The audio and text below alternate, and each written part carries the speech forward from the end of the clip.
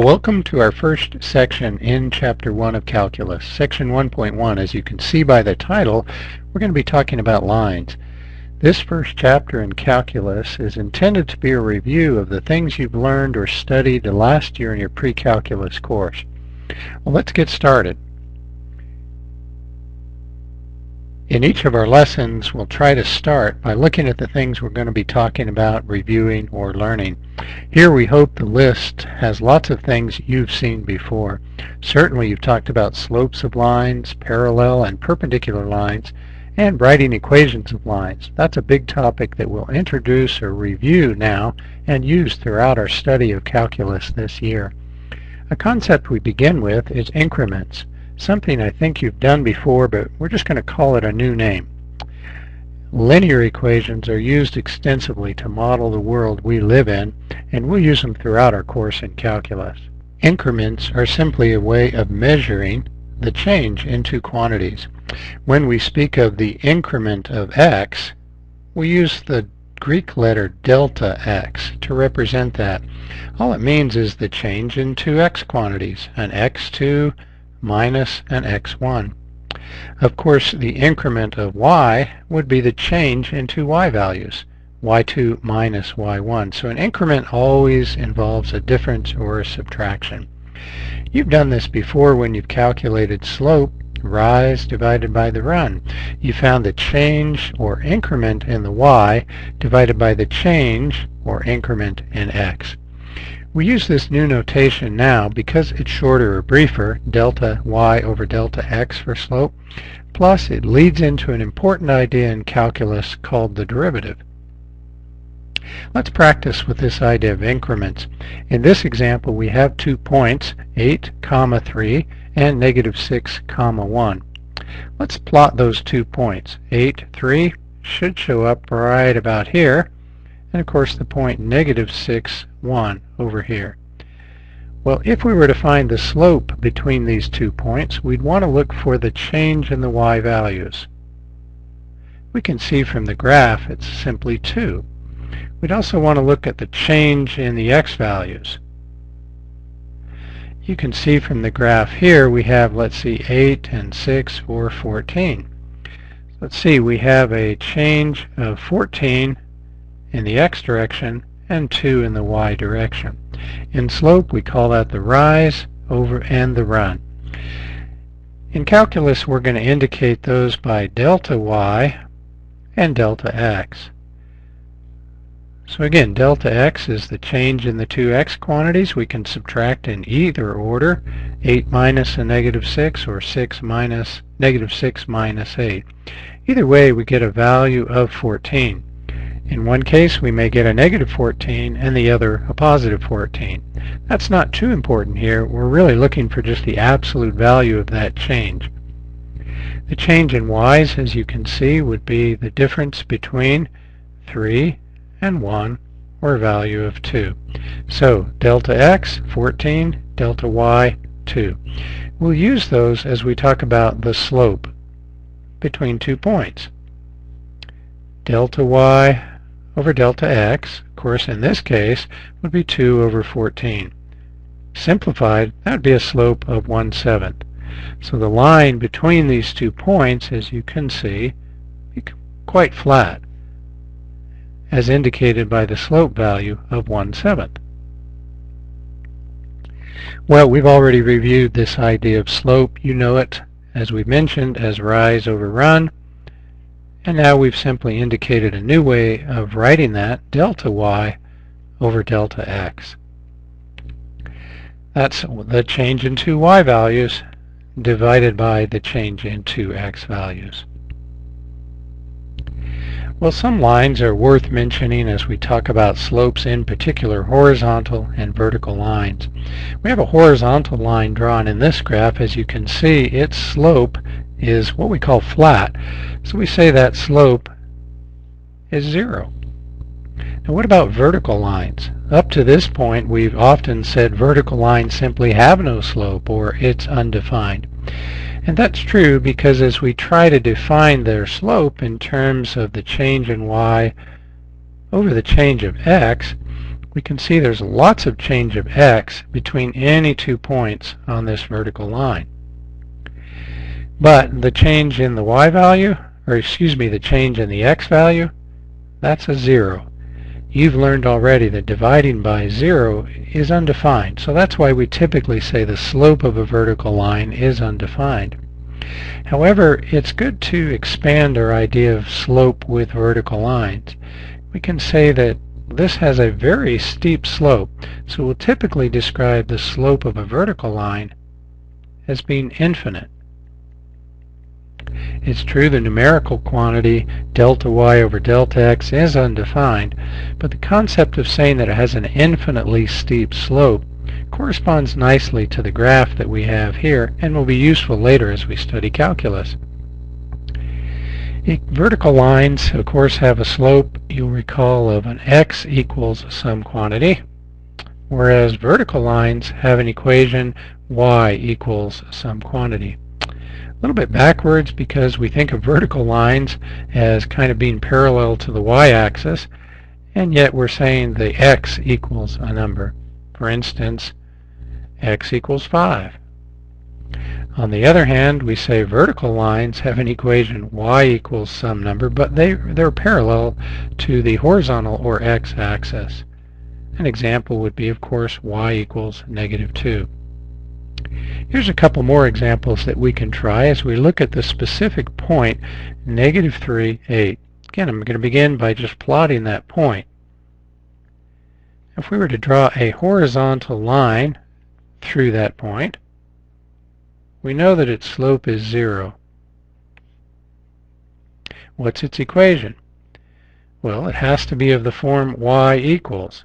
What does y equal? Well, from the ordered pair, we see that that's 8. That's how easy it is to write the equations of horizontal lines. Vertical lines have an equation of the form x equals some number. Well, what value of x is there? Well, you can see from the ordered pair, it's a -3. So that's writing equations of vertical and horizontal lines. Parallel lines, as you'll recall, of course, have the same slope. If they didn't, they would intersect. They have to have that same slant. Perpendicular lines, on the other hand, of course, intersect, but they intersect in a special way. Perpendicular comes from the Latin word normalis, which we introduce here as another way of saying perpendicular lines. They intersect at a 90-degree angle. We also know that their slopes are opposite in sign and reciprocal to each other.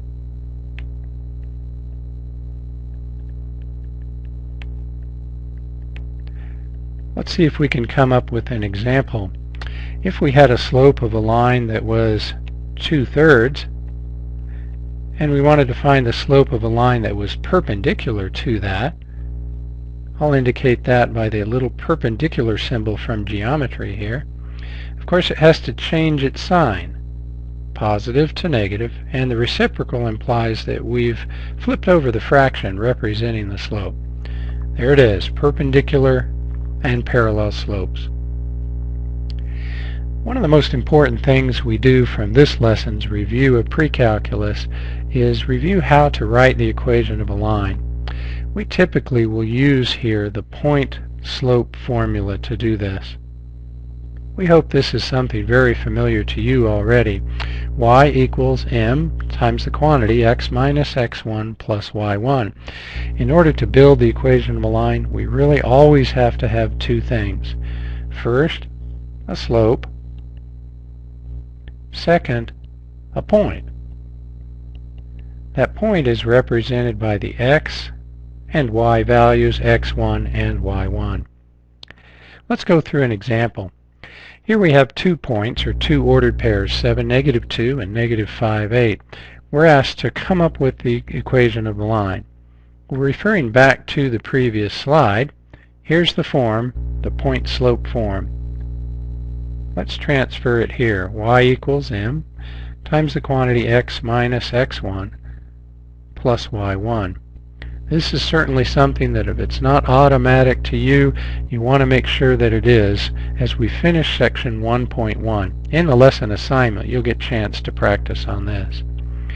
Well, as indicated before, we need two things. First, a slope, and then a point that the line goes through. Let's find the slope first. We can write it as rise over run, but practicing the increment vocabulary that we introduced in this lesson, we have delta y over delta x. Well, what's the change in the two y values? 8 minus a negative 2. Remember, we can subtract in either order as long as we're consistent. Negative 5 minus 7. Well, the result on the top is 10 and the bottom negative 12. Don't have to simplify, but it's a good idea, good practice to do so. It makes our work easier here. So our slope could be rewritten as negative 5, 6. That's a slope. We've got the first thing. What about a point? Well, the point's easy. We already have 2 points. Let's just pick one. Doesn't really matter which one you would like to select. For convenience, I'm going to use the first ordered pair. Of course, the 7 is the x value, and the negative 2 is the y value. I'm going to insert those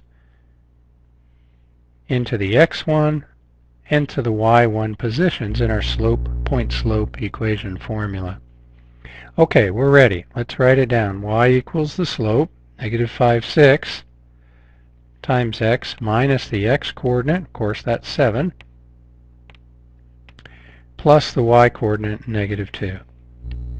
Well, that technically is the equation of a line. Often, however, we like to write that in the slope-intercept form, which you'll recall is y equals mx plus b. That simply involves us doing some distribution here and combining like terms. The slope-intercept form is often more convenient when graphing, which is we will use a lot in our calculus study. Let's go ahead and do that multiplication. We have y equals negative 5, 6x plus 35, 6 minus 2. Well, the combining of like terms is to put together these two terms here. In order to do so, we'll need a common denominator. Well, the denominator, as you can see, is 6, or the common denominator. So we need to change negative 2 into 6. Of course, that's negative 12, 6. Combining these together, we have for our equation y equals negative 5, 6x. Let's see, 35 minus 12, that should be 23, 6. That's the equation of our line passing through the 2 points we were given. We first calculated the slope, then substituted in the values for the point into the point-slope formula. The y and x intercepts of a line are simply the points where the line crosses the y and x axis. We sometimes mention in calculus what we call the general linear equation format. It's still a line, but the form is slightly different. We write a times x plus b times y equals c. Recall we've introduced previously the point-slope formula, which is what we use to build the equation of a line given a point and a slope. And we've also reviewed what we call the slope-intercept form, which is handy or convenient when we're graphing. There are times, however, when we want to use the general form. We can always convert from the other. For instance, to change from the general form to the slope-intercept form, it's simply a matter of solving for y. Let's practice a little bit. We are given the general form for the equation of a line 2x minus 3y equals 15. We're asked to graph the line. In order to graph it, it would certainly be more convenient if we could put it in that slope-intercept form, y equals mx plus b.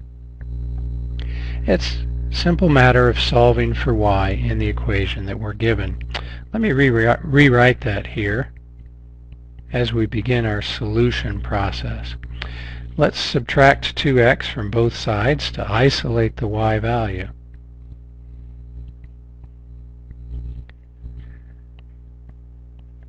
Well, we're almost done. We have the negative 3y on the left, and we simply need to get rid of the negative 3 multiplying the y.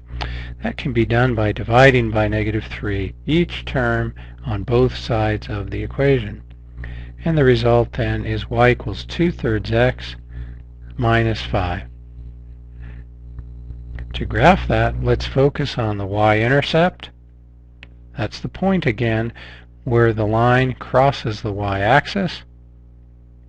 Here we are at negative 5. And then the slope, 2/3. Remember, the slope represents the change in y values of 2. So we'll move up 2. And the change in the x values, 3. We'll move right 3. We call that rise over run. That finds us a second position or point on the line. With 2 points, we can draw a line. Well, there we've done it. We've converted from the general form to the slope-intercept form and drawn the graph as given. Sometimes we're given points in a table format. As you can see here, we have a list of x values and also a list of y values. What we'd like to do is to be able to build the equation of a line given this data. In the real world, that's how data is often presented. Remember, to build the equation of a line, we need 2 things. Slope first, and a point. Once again, we have lots of points here. We can pick any one of them. -1, -1, 1, 5, or 3, 11. Doesn't really matter which one we choose. I think I'd like to use the 3, 11 as the x and y value. Recall, these represent x1 and y1 in the point slope formula. To find the slope, we need to find the change in y's and the change in x's. We've introduced the terminology delta x and delta y. So let's find the change in y. We have to pick 2 points. Which ones? It doesn't matter.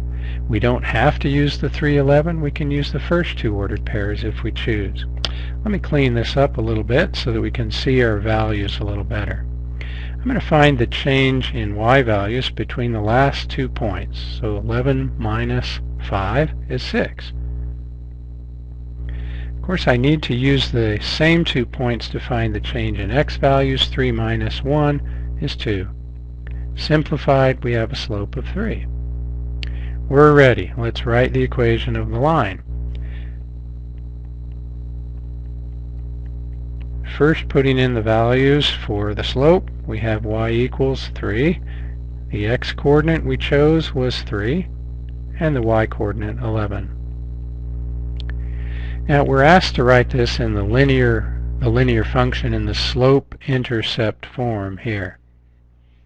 That's just a matter of using the distributive property to multiply some things out and combine some terms. So y equals 3x minus 9 plus 11 results in y equals 3x plus 2.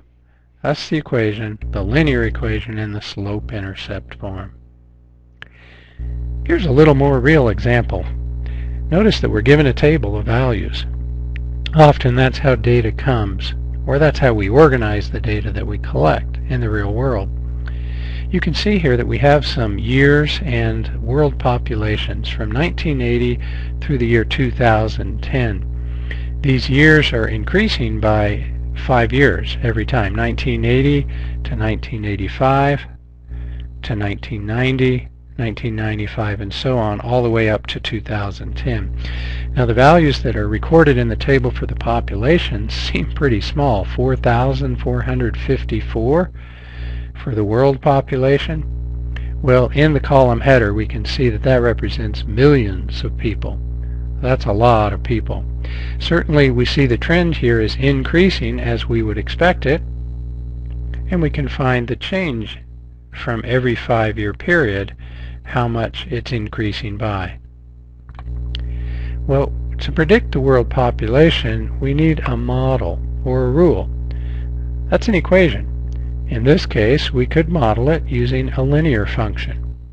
Recall, linear functions can be built if we know a slope and a point. We got lots of points in our table. Pick any one you'd like to. We need a slope, though. Well, the slope is the change in the y's and x's. For convenience, we can say the years are the x values and the y's are the population values. Well, which 2 points should we pick? 1980 and 85, or should we pick the first and the last points, 1980 and 2010? Well, I suppose we could do any of those, but it might be more accurate in calculating our slope to find the average of all the slopes between the consecutive points. We've indicated already that the change in the years is always 5. Let's find the change in the y-coordinates between each set of 5 years here. Well, here are those values. 399 is the first difference in the world populations, followed by 432, 411, 488, 579, and 103. Now, I didn't do those in my head. I actually stopped the recording here and did some calculations with my calculator. Please check it yourself. I'll probably make some mistakes in this lesson as we record and the other lessons as well. Hope you can catch some of them for me. We mentioned that it would be a good idea to find the average of all of these values. Well, let's see. The average of the numbers listed here, adding them all up, there are 6 numbers, dividing by 6, should be 402. Of course, the average of all the change in the years is just 5. What would our average slope then be? What would be the average change in the y's, delta y, divided by the average change in the x values? 5 for the change in x and 402 for the change in y. That results in a slope written as a decimal quantity of approximately 80.4. What does that mean? That's a big number for a slope, represent a steep line on a graph. Recall that we've seen that this is the change in the population compared to the change in the years. And we've done this in terms of every 5 years. So every 5 years, the population of the world is increasing on average about 80.4 million people. Well, let's see if we can build a linear equation from this data. We have the slope and we have the points. I suppose any point we pick would make sense. I'm going to use the first value, 1980 for x, and for y, the corresponding value, 4,454 million.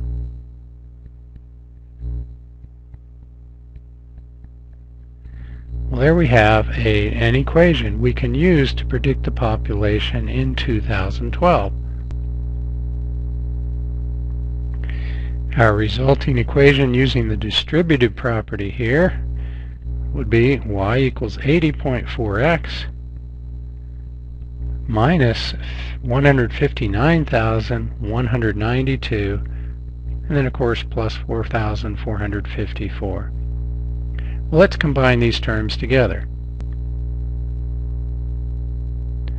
Here then we have the equation y equals 80.4x and then minus 154,738. Well, you can see by looking at this equation, the numbers are not as nice as the ones we've done in the previous example. That's typical as we apply the mathematics we're learning to the real world. The numbers can be messy. It's okay. If you learn the principles, you can work with messy numbers with no problem. How would we use the equation we've got here to predict the population of the world, though, next year in the year 2012, or any year in the future? Well, recall, this 2012 comes from our column where we had the years. That's what we represented in our linear model as x. Let's just plug it in where x is. So we have y equals 80.4. Now we're going to substitute in the year 2012, and then minus 154,738. Well, let's simplify that and see what we get. Well, if I've done my calculations correct, we see that y is approximately 7,026.8, and again, that's millions of people. Well, let's check. Is that reasonable? We see here the last value for 2010 was 6,866. We knew it would be increasing, and so 7,000, just over 7,000, that seems to make sense. Well, we hope that what we've gone over in this first section of Chapter 1 has been a review for you. If not, that's okay, as long as you master the concepts of increments, slopes, and building the equations of lines. That's what we're all about as we begin our review of pre-calculus. Good luck as you work through your assignment.